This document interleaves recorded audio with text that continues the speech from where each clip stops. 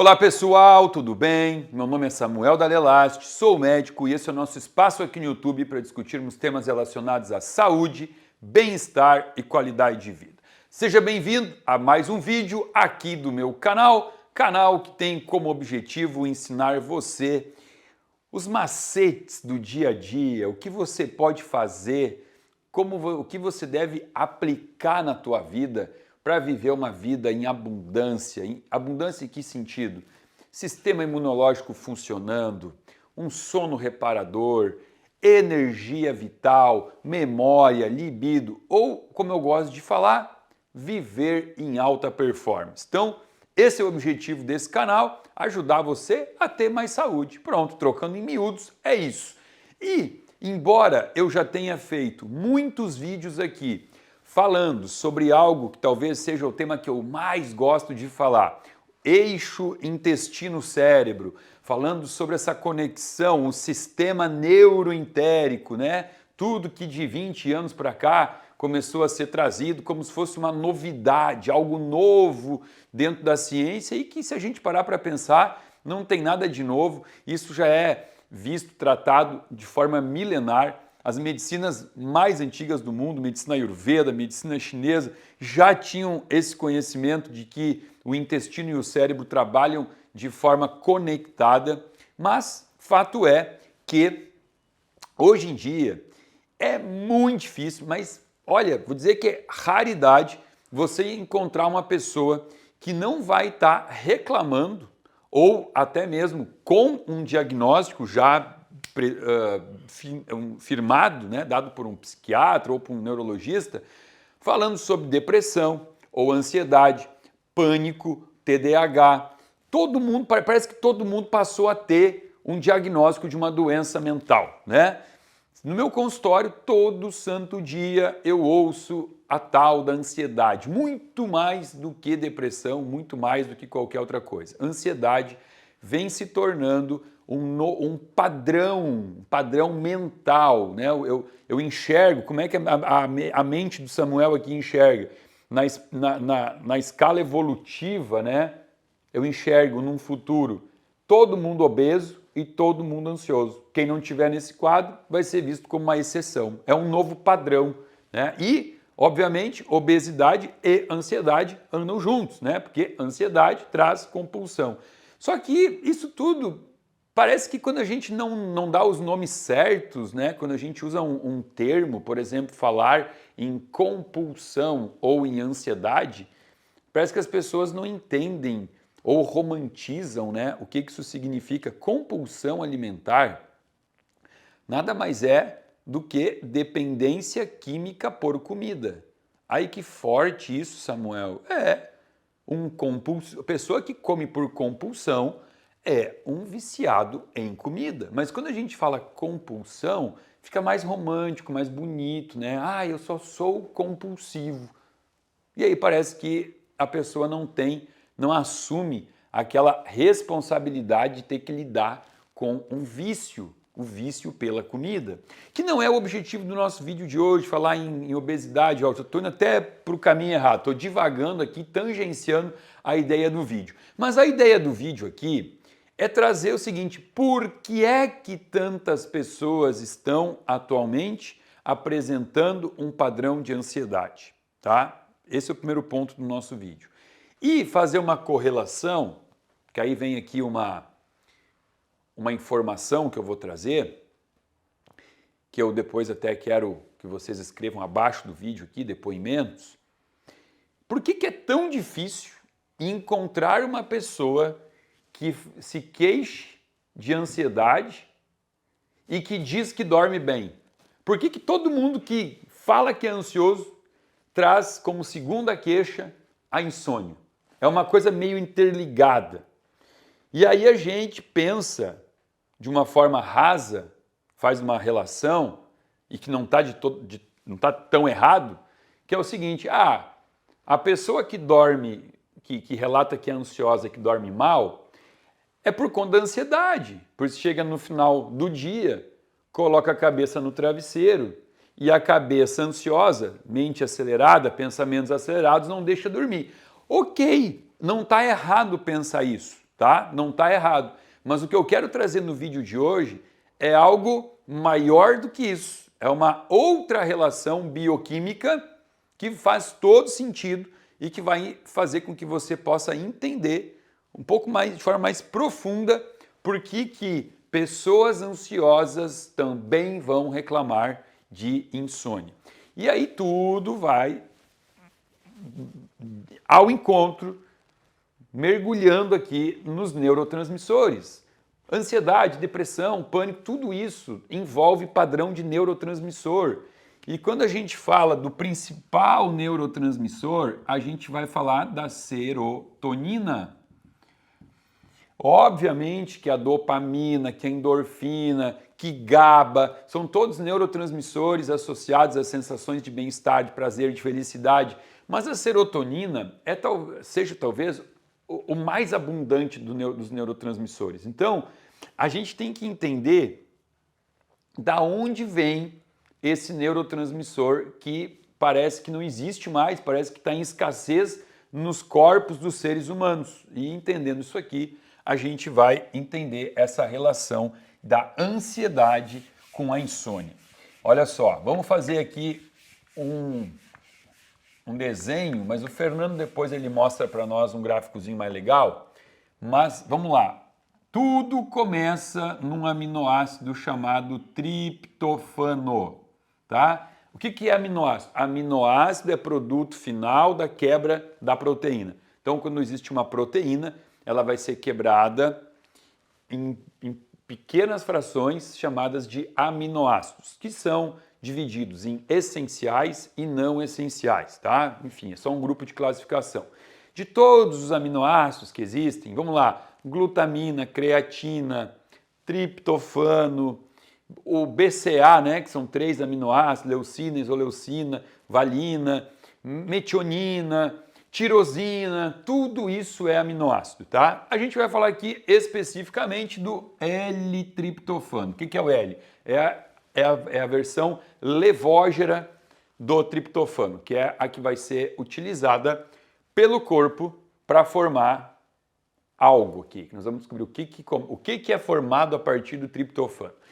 Alimentos contêm triptofano, tá? Sempre cito banana. Banana é riquíssimo em triptofano, é um baita alimento como fonte de triptofano, mas vários outros alimentos contêm esse aminoácido.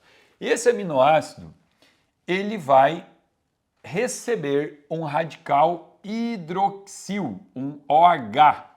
Ele tem que ser hidroxilado. Quando ele for hidroxilado, ele vai se transformar no que a gente chama de 5-hidroxitriptofano. Ó, hidroxi, 5-OH, né?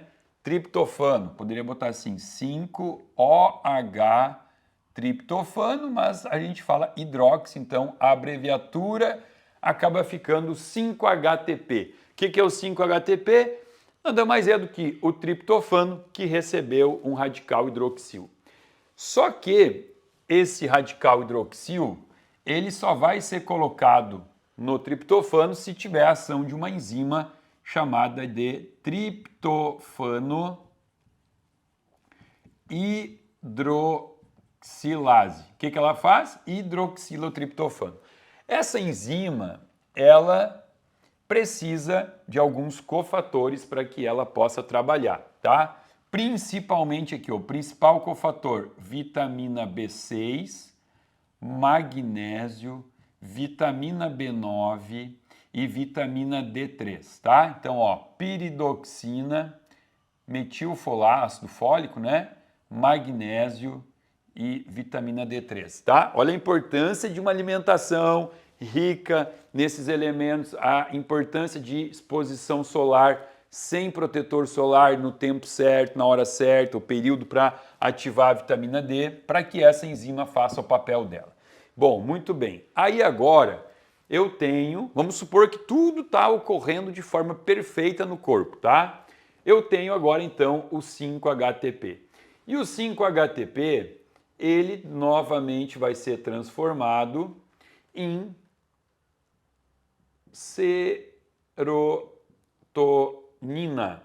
Olha da onde vem o neurotransmissor do bem-estar, da felicidade, serotonina.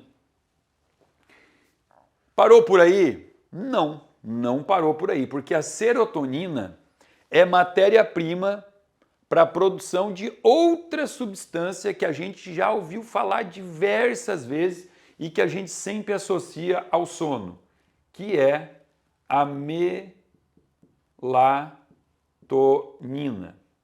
Então pronto, agora a resposta do vídeo está aqui, ó. Olha só. O hormônio que o nosso corpo produz naturalmente com o intuito de fazer com que exista um sono reparador, um sono realmente efetivo, ele é derivado do neurotransmissor que tem como função trazer uma sensação de bem-estar, de plenitude, de felicidade, né? Quando você tem uma deficiência em alguma etapa dessa conversão, seja uma deficiência aqui na conversão de triptofano para 5-hidroxitriptofano, ou seja na conversão do 5-hidroxitriptofano para serotonina, você então começa a apresentar o quê? Um padrão de ansiedade ou depressão, tá? E você começa a apresentar queixas relacionadas ao sono. Então aqui está a ligação da ansiedade com a insônia. Não é somente o fato de que ao deitar você fica com os pensamentos acelerados, que é algo da ansiedade. Ok, isso também. Mas a insuficiência da melatonina é um fator que pega muito aqui, que faz com que as pessoas não consigam dormir bem.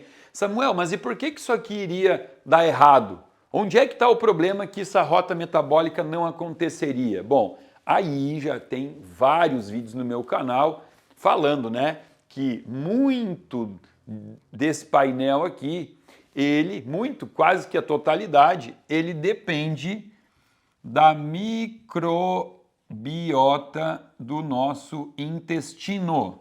Ou seja, a disbiose intestinal, que é uma doença extremamente prevalente no mundo por conta de uma alimentação rica em carboidratos refinados, carboidratos simples, alimentos processados, organofosforados, metais tóxicos, esse monte de contaminação por agentes ambientais vai fazendo com que a microbiota do nosso intestino entre em disfunção, que a gente chama isso de disbiose. E a disbiose intestinal, ela faz com que todo esse painel bonito aqui acabe não acontecendo, tá? Já fiz muito vídeo falando sobre isso, não é novidade. Se para você é novidade, eu fico até preocupado. Se você nunca ouviu aquela expressão intestino ou segundo cérebro do corpo, fico preocupado, porque isso já foi capa de revista de gôndola de supermercado, né? Isso já foi usado de forma até sensacionalista, mas é verdade, né? Se o teu intestino tem bactérias, predomina no teu intestino bactérias ruins, você tem uma dificuldade de fazer com que o triptofano venha para cá. Aí sabe o que vai acontecer? Aí o teu triptofano, ele pode sofrer, ele pode ir para uma via alternativa, que existe uma enzima chamada IDO. A IDO é indoleamina 2,3-dioxigenase. A IDO vai transformar o triptofano em ácido quinurínico, tá? Isso aqui pode ser muito tóxico para o corpo, tá? A gente sabe que isso aqui, inclusive para crianças autistas, isso aqui gera um agravamento do autismo, isso daqui é neurotóxico, é tóxico para o nosso cérebro, tá? E essa enzima aqui, ela vai atuar, ela vai prevalecer sobre a triptofano hidroxilase, né, que iria vir para cá. Essa aqui vai prevalecer e vai ganhar se você tiver com uma inflamação na microbiota do teu intestino. Então, tá aí o porquê que hoje a gente fala tanto de uma alimentação funcional, uma alimentação anti-inflamatória, retirando laticínios, retirando transgênico, retirando açucarados, para que você possa ter uma microbiota saudável e, portanto, fazer com que o teu corpo entre em estado de função e não disfunção, como a maioria dos pacientes que chegam todos os dias no meu consultório. Então, botou a bunda na minha cadeira, começou a falar que está deprimido, está ansioso, está com TDAH, é óbvio que existe todo um resto, não é só intestino, existe um cenário, situações de vida, desde a gestação, como é que foi essa gestação, se a mamãe teve pensamentos bons ou ruins durante a gestação, como é que foi a primeira infância, como é que é o cenário de vida, né? Tudo isso importa. Não estou falando que transtorno mental aqui é só intestino, mas é fato que a microbiota do intestino ela faz parte, né? Tem um papel muito importante. Então a gente tem que, como paciente, né, como seres humanos, nós temos que garantir pelo menos a integridade física e metabólica do nosso corpo e aí, obviamente, outras questões como essas que eu falei, né, problemas de família e tal, aí a gente resolve com um profissional gabaritado para isso, um psicólogo, um psiquiatra, mas a microbiota do intestino tem que ser o nosso alvo sempre. Eu espero que você tenha gostado desse vídeo. Se você gostou, dá um like, compartilha com os amigos, coloca no grupo de WhatsApp da família. E lembrando, você tem um convite aqui, né? Se você tem algum problema aqui de intestino, barriga inchada, diarreia, intestino preso, eu convido você a conhecer um programa que é o Desafio Barriga Inchada, que eu criei junto com a nutricionista Luana Flores, onde nós ensinamos o beabá, o passo a passo, de como começar um programa de modulação intestinal, melhorando a alimentação, melhorando a concentração de bactérias boas no teu intestino. Se você quiser conhecer esse programa, abaixo desse vídeo tem um link. Clica aí, conheça o programa, se inscreva, faça ele e depois vem aqui deixar o seu depoimento para a gente. Tá bom? Fica aqui o meu muito obrigado.